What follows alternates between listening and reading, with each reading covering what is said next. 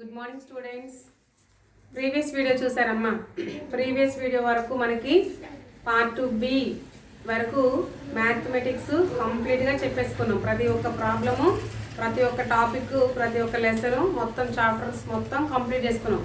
Part A and part B two బుక్స్లో మొత్తం complete చేసేసుకున్నాం. ఈ రోజు నుంచి మనము ఏం చేద్దామంటే, మీకు ఎన్విరాన్మెంటల్ స్టడీస్ అని ఇందులో ఉంది కదా చిల్డ్రన్. సో ఈ రోజు నుంచి ఎన్విరాన్మెంటల్ స్టడీస్ని స్టార్ట్ చేస్తున్నాను. సో మీరు ఏం చేస్తారంటే, ఈ టెక్స్ట్ బుక్లో అంటే పార్ట్ ఏ చూసారా, first semester single book 5th class part A FA 1 ఉంది కదా. ఈ బుక్ని మీరు ఇప్పటి నుంచి ఈ బుక్ మీ దగ్గర పెట్టుకోండి. నిన్నటి వరకు కూడా పార్ట్ బి బుక్ మీ దగ్గర ఉంది. ఈ రోజు నుంచి పార్ట్ ఏ బుక్ దగ్గర పెట్టుకోవాలి. సో పార్ట్ ఏలో ఎన్విరాన్మెంటల్ స్టడీస్ అంటే సైన్స్ చెప్పుకుంటున్నాం అనమాట. ఈ రోజు నుంచి మ్యాథ్స్ క్లాస్ ఇంతతో ఆఫ్ చేస్తున్నాను. ఎందుకంటే మనకి 2 బుక్స్ కంప్లీట్గా మ్యాథమెటిక్స్ అయిపోయినాయి, కానీ ఇంకా ఏ సబ్జెక్టులు మూవ్ అవ్వలేదు కదా. అందుకని మ్యాథమెటిక్స్ ఆఫ్ చేసేసి ఎన్విరాన్మెంటల్ స్టడీస్ని స్టార్ట్ చేస్తున్నాను అనమాట. క్లియర్ కదా children? So environmental studies open చేయండి, టెక్స్ట్ బుక్స్ దగ్గర పెట్టుకొని. ఈ వీడియో చూడడానికి ముందే మీరు ఏం చేస్తారంటే, దాన్ని కాసేపు వీడియోని ఆఫ్ చేసి టెక్స్ట్ బుక్ దగ్గర పెట్టుకొని అప్పుడు టెక్స్ట్ బుక్స్ని ఓపెన్ చేసిన తర్వాత వీడియోని చూడండి. ఎందుకంటే డైరెక్ట్గా మ్యాథ్స్ అని చెప్పేసి మీరు వీడియో ఆన్ చేస్తారు కదా, అప్పుడు ఈ బుక్ మీకు దగ్గరలో అందుబాటులో ఉండదు. కాబట్టి వీడియో చూడడానికి ముందే మీరు వీడియోని ఆఫ్ చేసి పార్ట్ ఏ బుక్ తెచ్చుకొని ఓపెన్ చేసిన తర్వాత వీడియోని చూడడం స్టార్ట్ చేయండి. ఒకవేళ టెక్స్ట్ బుక్స్ ఎవరైనా కొనని వాళ్ళు ఉంటే వాళ్ళు నేను టెక్స్ట్ బుక్లో ఉన్నటువంటి ప్రతి ఒక్క సెంటెన్స్ మీకు ఎక్స్ప్లెయిన్ చేస్తాను. కాబట్టి టెక్స్ట్ బుక్ ఉన్నా లేకపోయినా వినండి, మీకు సైన్స్లో లెసన్స్ అర్థమవుతాయి అన్నమాట. ఏవైనా హార్డ్ వర్డ్స్ నేను రాసినప్పుడు బోర్డు మీద రాస్తాను. ఇందులో మీకు హార్డ్ వర్డ్స్ పెట్టుకోండి అని చెప్పినప్పుడు ఆ హార్డ్ వర్డ్స్ నేను బోర్డు మీద రాస్తాను కదా. అవి టెక్స్ట్ బుక్ లేని వాళ్ళు కూడా హార్డ్ వర్డ్స్ మీరు నోట్బుక్లో రాసుకోండి. నేను ఏ హోంవర్క్ ఇస్తే అది చేయండి. ఓకేనా children? So let us start the class. First environmental studies part A బుక్లో environmental studies page number 60 open చేశారా? బుక్స్ తెచ్చుకున్నారు అందరూ? తెచ్చుకున్న తర్వాత పేజ్ నెంబర్ 60కి వెళ్ళండి. ఓపెన్ చేశారా? దాంట్లో మనకి ఎన్విరాన్మెంటల్ స్టడీస్ టాపిక్ 1 ఉంది, the changing families. The lesson name is changing families. So put the lesson name, the changing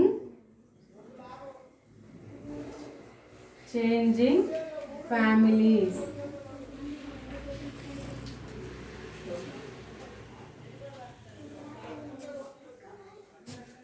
The changing families. ఓకేనా స్టూడెంట్స్? సో ఈరోజు మనం ఈ చాప్టర్లో మైగ్రేషన్ మీన్స్ వలసపోవడం అనమాట. మైగ్రేషన్ గురించి, అలాగే రిలేషన్షిప్, ఒకరి నుంచి ఒకరికి ఎలా రిలేషన్షిప్స్ ఉంటాయి అనేది దాని గురించి, reasons for displacements, changes in family structure, ఎలా మార్పులు వస్తాయి అనేది ఈరోజు మనం చెప్పుకుందాం. ఓకేనా children? The study of families, do you know చెప్తున్నా చూడండి అమ్మా.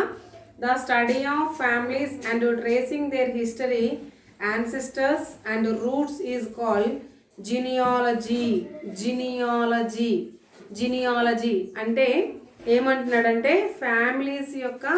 ఫ్యామిలీస్ గురించి తెలుసుకోవడం, వాళ్ళ వంశం, వాళ్ళ మూల కారకులు ఎవరు, అసలు ఆ ఫ్యామిలీస్లో మూల కారకులు ఎవరు. సపోజ్ ఇప్పుడు నేనున్నాను, మా నాన్న వాళ్ళ నాన్న ఎవరు, నాన్న వాళ్ళ నాన్న, తాత వాళ్ళ నాన్న అట్లా వాళ్ళ రూట్స్ అంటే మూలాల వరకు కూడా ఎతకడం. నా ఫ్యామిలీ యొక్క డీటెయిల్స్ అన్నీ, మా వెనక తరాల మొత్తం అవన్నీ గురించి దాని గురించి తెలుసుకునే శాస్త్రాన్ని, అంటే ఒక కుటుంబ చరిత్ర గురించి తెలిసేటువంటి శాస్త్రాన్ని ఏమంటారు అని అంటే జీనియాలజీ అంటారంట. ఏమంటారు? జీనియాలజీ. అది మీరు ఏం చేస్తారంటే హార్డ్ వర్డ్గా పెట్టుకోండి. Hard words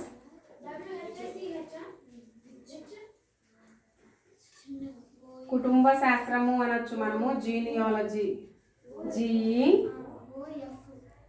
NEALOGY genealogy. Start చేస్తున్న లెసను వినండి. Many A times families have to move from one place to another. Many A times చాలాసార్లు, ఒక్కొక్కసారి ఏమవుతుందంటే ఫ్యామిలీస్ అంటే కుటుంబాలు మొత్తం కూడా ఒక ప్లేస్ నుంచి ఇంకొక ప్లేస్కి వెళ్తూ ఉండేవాళ్ళు అనమాట. మూవ్ అవ్వడం అంటే ఏంటి? వెళ్ళడం, వెళ్తూ ఉండేవాళ్ళు. They have to do so for a number of reasons. వాళ్ళు ఎందుకు అలా వెళ్తున్నారు అంటే మనం కరెక్ట్ రీజన్ అనేది చెప్పలేము. చాలా రీజన్స్ ఉంటాయి. ఒక్కొక్క కుటుంబానికి ఒక్కొక్క రీజన్ ఉంటుందన్నమాట. అందరికీ సేమ్ రీజన్స్ ఉండాలని ఏం లేదు కదా. ఒక్కొక్క కుటుంబానికి ఒక్కొక్క రీజన్ ఉంటుంది. Social and economic changes are responsible for this. ఈ రీజన్స్లో మెయిన్గా మనం చెప్పుకోవాల్సింది ఏంటి అంటే సోషల్ అండ్ ఎకనామిక్ చేంజెస్ అంటే సాంఘిక పరంగా ఉండేటువంటి ఇబ్బందుల వల్ల. సాంఘిక పరంగా అంటే మొత్తం మన చుట్టుపక్కల ఉండేటువంటి వాళ్ళ ఇబ్బందుల వల్ల.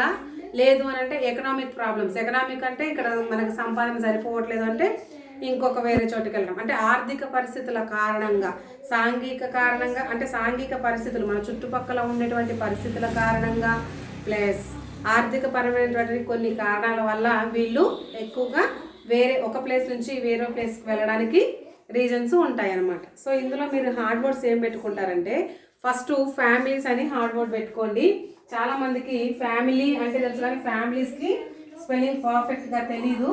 కాబట్టి ఫ్యామిలీస్ అనేది హార్డ్ వర్డ్గా పెట్టుకోండి. Third one economic changes. Economic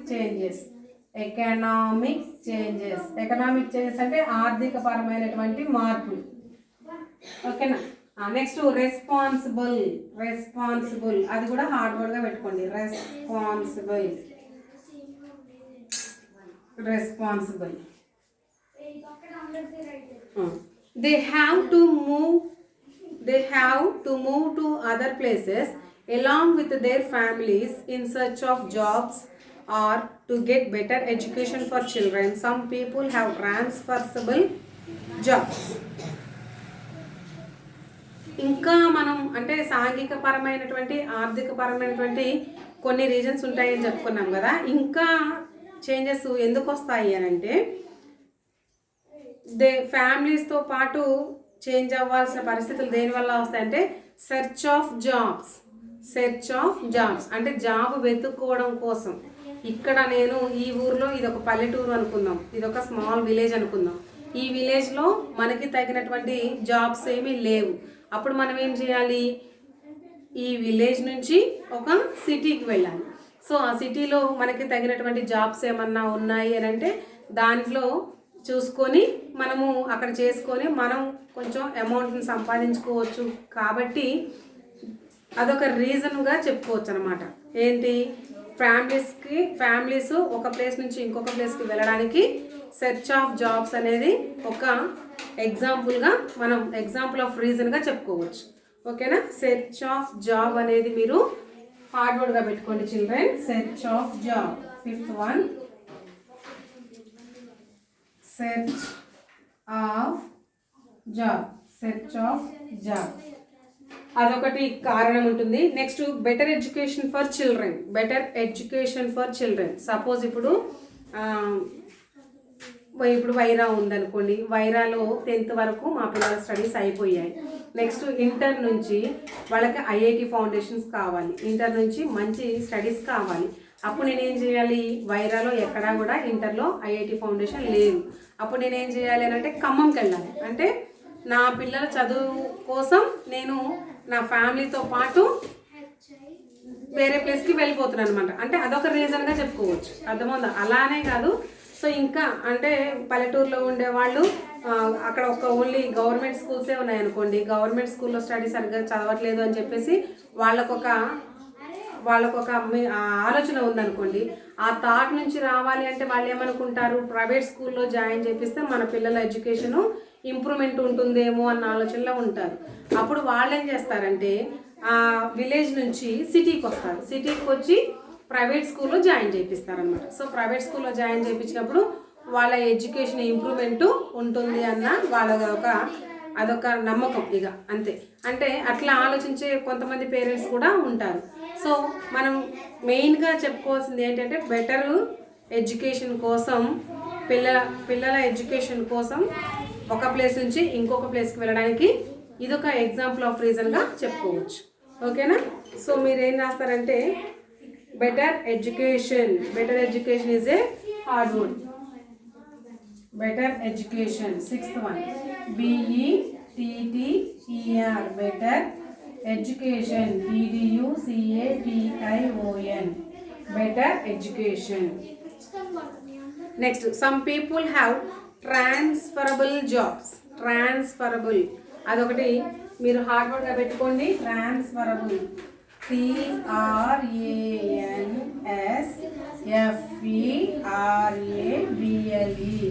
transferable jobs. చూడండి అమ్మా, ఇక్కడ దీనికి డిఫరెన్స్ చూడండి. ఇక్కడ సర్చ్ ఆఫ్ ఏ జాబ్ అన్నాను, ఇక్కడేమో ట్రాన్స్ఫరబుల్ జాబ్స్ అన్నాను. సో ఈ రెండింటికి ఇది జాబే ఈ రెండు సేమ్ అనుకోవద్దు. సర్చ్ ఆఫ్ జాబ్ అంటే ఏంటి? జాబ్ని వెతుక్కోవడం కోసం వెళ్ళడం. ఇక్కడ ట్రాన్స్ఫరబుల్ జాబ్ అంటే ఏంటి? ఒక ఊరు నుంచి ఇంకొక ఊరికి ట్రాన్స్ఫర్ అవ్వడం అనమాట, బదిలీ కావడం. సపోజ్ ఇక్కడ నాది గవర్నమెంట్ జాబ్ అనుకోండి, ఇక్కడ జాబు ఈ ఊర్లో నుంచి నన్ను ఖమ్మము లేకపోతే హైదరాబాదు లేకపోతే సూర్యాపేటనో ఎక్కడో వేసారనుకోండి, నేను ఖచ్చితంగా అక్కడికి వెళ్ళాలి. అక్కడికి వెళ్ళి జాయిన్ అవ్వాలి జాబ్లో. కాబట్టి నేను ఇక్కడ నుంచి అక్కడికి వెళ్ళడానికి ఒక్కదాన్నే వెళ్ళాలంటే పాసిబుల్ అవ్వదు కదా. అప్పుడు ఏం చేస్తారు? ఫ్యామిలీతో సహా ఈ ప్లేస్ నుంచి వేరే ప్లేస్కి వెళ్తుంటాం అనమాట. అందువల్ల మనము ఒక ఫ్యామిలీస్ ఒక ప్లేస్ నుంచి ఇంకొక ప్లేస్కి వెళ్ళడానికి ఇదొక రీజన్గా చెప్పుకోవచ్చు.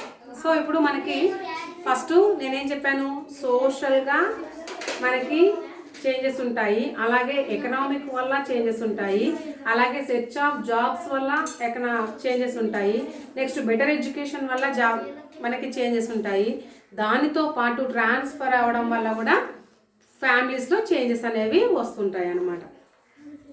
So they face the difficulties in shifting their house hold goods.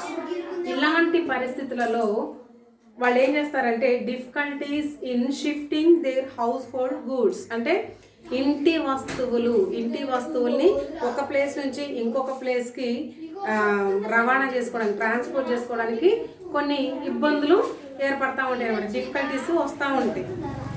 They need to arrange a new house in the new place and even a school for their children.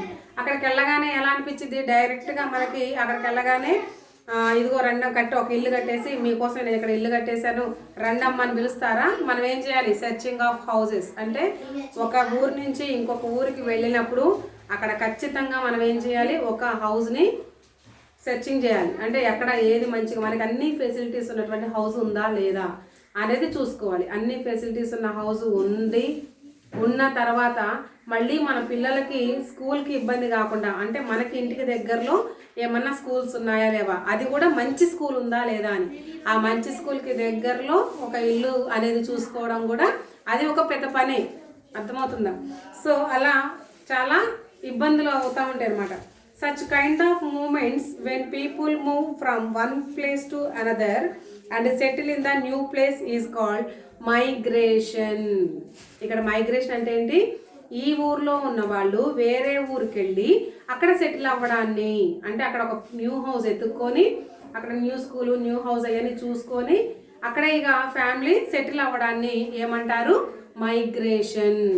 చెప్పండి, migration means వలస వెళ్ళడం. ఒక place నుంచి వాళ్ళ అన్ని సౌకర్యాలకు అనుగుణంగా ఇంకొక ప్లేస్కి వెళ్ళడాన్ని మైగ్రేషన్ అంటారు. ఓకేనా చిల్డ్రన్? సో మైగ్రేషన్ అనేది మీరు హార్డ్ వర్డ్గా పెట్టుకోండి. 8th one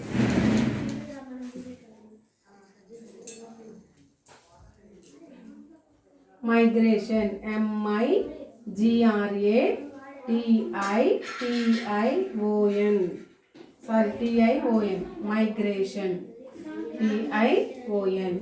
మైగ్రేషన్, మైగ్రేషన్ అంటే ఏంటి? ఒక ప్లేస్ నుంచి ఇంకొక ప్లేస్కి వెళ్ళడం అన్నమాట.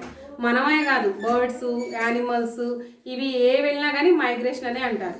మైగ్రేషన్ బర్డ్స్ అని అంటుంటారు, మైగ్రేషన్ యానిమల్స్ అంటారు. చెప్పాం కదా. అంటే సపోజ్ ఇప్పుడు ఏమన్నా బర్డ్స్ ఉన్నాయనుకోండి, ఒక ప్లేస్లో వాటికి సరిగ్గా ఆహారం దొరకలేదు అనుకోండి, అవి ఏం చేస్తాయి, ఒక ప్లేస్ నుంచి ఇంకొక ప్లేస్కి వెళ్తాయి.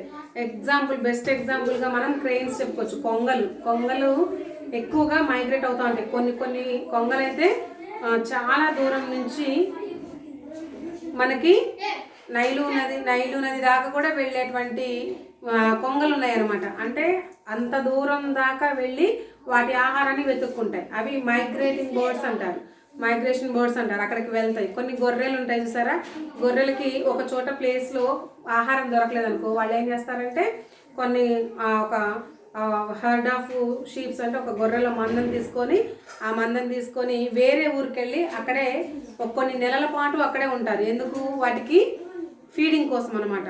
షీప్స్కి ఫీడింగ్ ఇవ్వడానికి, ఫీడింగ్ అంటే ఆహారం ఇవ్వడానికి ఏం చేస్తారంటే ఒక ప్లేస్ నుంచి ఇంకొక ప్లేస్కి వెళ్తారు. వాటిని ఏమంటారంటే మైగ్రేటింగ్ యానిమల్స్ అంటారు. మనుషులే కాదు, మైగ్రేషన్లో యానిమల్స్కి బర్డ్స్కి కూడా మైగ్రేషన్ అనేది ఉంటుంది. ఇది టెక్స్ట్ బుక్లో లేదు, కాకపోతే మీరు తెలుసుకుంటారనేది నేను చెప్పాను అనమాట. The people who migrate are called migrants. ఎవరైతే మైగ్రేషన్ వల్ల ఒక ప్లేస్ నుంచి ఇంకొక ప్లేస్కి వెళ్తారో వాళ్ళు మైగ్రాంట్స్. ఇప్పుడు నేను మైగ్రాంట్ని, ఇది నా ఓన్ ప్లేస్ కాదు, మా నేటివ్ ప్లేసు వేరే ఊరు. అక్కడి నుంచి మేము ఫ్యామిలీస్ ఎడ్యుకేషన్ పరంగా అలాగే సర్చింగ్ జాబ్స్ వల్ల మేము అక్కడి నుంచి వైరాగ్ రావాల్సి వచ్చింది కదా. సో ఇప్పుడు నేనేంటి, మైగ్రెంట్స్ అంటే మైగ్రేషన్ వల్ల వచ్చాను కదా. మా నేటివ్ ప్లేస్లో కరెక్ట్గా మాకు ఫెసిలిటీస్ ఏమీ లేవు కాబట్టి మేమేం చేసాము, అక్కడి నుంచి వైరా వచ్చాము. అప్పుడు సో ఇక్కడ నేను మైగ్రేషన్కి వచ్చా కదా. సో మైగ్రేషన్కి వచ్చిన మమ్మల్ని ఏమంటారు, మైగ్రాంట్స్ అంటారు. సో అది కూడా మీరు హార్డ్వర్క్గా పెట్టుకోండి. Migrants, MIGRANTS, migrants. Next, there are people who migrate from one country to another. Such kind of migration is called international migration and international migration. చూడండి చిల్డ్రన్, ఒక ఊరి నుంచి ఇంకొక ఊరికి మైగ్రేషన్ అయ్యే వాళ్ళని మైగ్రాంట్స్ అంటారని చెప్పాను కదా. ఒక కంట్రీ నుంచి వేరొక కంట్రీకి మైగ్రేషన్ వచ్చేవాళ్ళు. సపోజ్ ఇప్పుడు ఒక కంట్రీ అంటే అమెరికా వాళ్ళు ఉన్నారనుకోండి, అమెరికా వాళ్ళు అక్కడి నుంచి ఇండియాకి వచ్చిన, మన ఇండియా వాళ్ళు అమెరికా వెళ్ళిన వాళ్ళని ఏమంటారంటే ఇంటర్నేషనల్ మైగ్రేషన్ అంటారంట. అంటే వాళ్ళు చేసేటువంటి మైగ్రేషన్ ఏమంటారు, ఇంటర్నేషనల్ అంటే అంతర్జాతీయంగా కూడా మైగ్రేషన్ జరుగుతుంది. ఒక ఊరు నుంచి. ఇప్పుడు మన ఇండియా వాళ్ళు అమెరికాలో ఎంతమంది ఉన్నారు, చాలామంది ఉన్నారు. మీ అబ్బాయి ఎక్కడ ఉన్నాడంటే హైదరాబాద్లో ఉన్నాడని అంటారు, సింగపూర్లో ఉన్నాడని అంటారు, లేకపోతే దుబాయ్లో ఉన్నాడని అంటారు, అబుదాబీలో ఉన్నాడని అంటారు. అంటే ఎక్కడికో ఒక చోట వెళ్తూనే ఉంటారు కదా. సో అలా వెళ్ళే వాళ్ళని ఏమంటారు అంటే ఒక కంట్రీ, స్టేట్ కాదు, మళ్ళీ స్టేట్ అయితే నేషనల్, కానీ కంట్రీ అంటే మనం ఇంటర్నేషనల్ అని చెప్పాలి. ఓకేనా. సో ఒక కంట్రీ నుంచి ఇంకొక కంట్రీకి మైగ్రేషన్ పోయే వాళ్ళని మైగ్రేషన్ని ఏమంటారు, ఇంటర్నేషనల్ మైగ్రేషన్ అని అంటారు. సో అదొక హార్డ్వర్డ్గా పెట్టుకోండి children. 10th one, international migration. International, INTERNATIONAL, international migration. International migration. ఒక చోట నుంచి ఇంకొక చోటకి వెళ్ళే వాళ్ళని ఏమంటారు, ఒక కంట్రీ నుంచి ఇంకొక కంట్రీకి వెళ్ళే వాళ్ళని ఇంటర్నేషనల్ మైగ్రేషన్ అంటారు. And the people who migrates from their own country to settle in the another country are called emigrants. International migration జరుగుతుంది కదా. సపోజ్ ఇప్పుడు నా ఫ్యామిలీ ఉంది, మా ఫ్యామిలీ ఇండియాలో ఉంది. ఈ ఇండియాలో నుంచి నేను ఇప్పుడు మా ఫ్యామిలీని మొత్తాన్ని తీసుకెళ్ళి అమెరికాలో పెట్టేశాను. అమెరికాలో సెటిల్ అయిపోయాము. ఇప్పుడు మేము అమెరికాలో సెటిల్ అయిపోయినాం అంటే మాకు ఇక్కడ ఇంటర్నేషనల్ మైగ్రేషన్ జరిగింది. సో మేము ఇప్పుడు అమెరికాలో ఉన్నాం కదా, ఇండియా నుంచి అమెరికాకి వెళ్ళిపోయాం కదా. అమెరికాకి వెళ్ళిపోయిన తర్వాత అమెరికాలో వాళ్ళు మమ్మల్ని ఏమంటారంటే ఎమిగ్రెంట్స్ అంటారు. ఎమిగ్రెంట్స్ అంటే మన కంట్రీ వాళ్ళు కాదు, వీళ్ళు వేరే కంట్రీ నుంచి వచ్చిన వాళ్ళు అని. అంటే మా ఫ్యామిలీని ఎమిగ్రెంట్స్ అంటారనమాట. ఓకేనా. ఒక కంట్రీ నుంచి వేరొక కంట్రీకి వెళ్ళిన వాళ్ళని ఏమంటారు, ఎమిగ్రెంట్స్. ఒక ఊరు నుంచి ఇంకొక ఊరికి వచ్చిన వాళ్ళని మైగ్రెంట్స్ అంటారు. ఒక కంట్రీ నుంచి వేరొక కంట్రీకి వెళ్ళిన వాళ్ళని ఎమిగ్రెంట్స్ అంటారు. పేర్లు కొంచెం కన్ఫ్యూజన్గా దగ్గరకే ఉన్నాయి కదా, మీరేం కన్ఫ్యూజన్ అవ్వద్దు, చాలా సింపుల్గా ఉన్నాయి, కాకపోతే గుర్తుపెట్టుకోండి. సో ఇప్పుడు ఒక కంట్రీ నుంచి ఇంకొక కంట్రీకి వెళ్ళిన వాళ్ళని ఏమంటాము? ఎమిగ్రెంట్స్ అంటాము. మరి ఒక విలేజ్ నుంచి సిటీకి వచ్చిన వాళ్ళని ఏమంటాము? మైగ్రెంట్స్ అంటారు. అంతే, చాలా సింపుల్ అన్నమాట. సో ఎమిగ్రెంట్స్ అదొకటి హార్డ్వర్డ్గా పెట్టుకోండి చిల్డ్రన్. ఎమిగ్రెంట్స్ EMIGRANTS ఎమిగ్రెంట్స్ అంటారు అనమాట. ఇప్పుడు ఒకవేళ అమెరికా వాళ్ళు మన ఇండియాకి వచ్చారనుకో, వాళ్ళు మనకేమవుతారు చెప్పండి? ఎమిగ్రెంట్సే. ఎందుకంటే వాళ్ళు కూడా ఒక కంట్రీ నుంచి ఇంకొక కంట్రీకి వచ్చిన వాళ్ళే కదా, కాబట్టి వాళ్ళు కూడా ఎమిగ్రెంట్స్ అనమాట. These emigrants are called immigrants in the country where they settle. ఈ ఎమిగ్రెంట్స్ని ఏమంటారంటే ఇమ్మిగ్రెంట్స్ అంటారంట. ఇమ్మిగ్రెంట్స్ IMMI ఇమ్మిగ్రెంట్స్ అంటారు. Immigrants in the country where they settle. ఎక్కడైతే ఏ ప్లేస్లో అయితే ఉంటారో ఆ ప్లేస్ని ఇమ్మిగ్రెంట్స్ అంటారు. ఓకేనా చిల్డ్రన్? సో ఈరోజు నేను మీకు ఫ్యామిలీస్లో చేంజెస్ ఎలా వస్తాయి అనేది మీకు ఎక్స్ప్లెయిన్ చేశాను కదా చిల్డ్రన్. ఈ లెసన్ మీకు అర్థమైంది కదా. మీరేం చేస్తారంటే సైన్స్కి బుక్స్ కొన్న వాళ్ళు ఒక నోట్స్ తీసుకోండి, ఆ నోట్స్ని సైన్స్కి పెట్టేసేయండి. ఫస్ట్ లెసన్ నేమ్ ఏంటి అని అంటే ద చేంజింగ్ ఫ్యామిలీస్. ఈ లెసన్ నేమ్ పెట్టేసి హార్డ్ వర్డ్స్ అన్నీ నీట్గా రాసేయండి. రాసిన తర్వాత రఫ్ నోట్స్ తీసుకొని ఆ రఫ్ నోట్స్లో ఒక్కొక్క హార్డ్ వర్డ్ 3 టైమ్స్ రాసి నాకు క్లియర్గా కనిపించేలాగా class work and homework photo తీసి ఆ ఫోటోని ఇదే గ్రూప్లో వాట్సాప్ చేయండి. అవి నేను చెక్ చేస్తాను. క్లియర్ కదా children? Next class will be tomorrow. Continue. Bye children.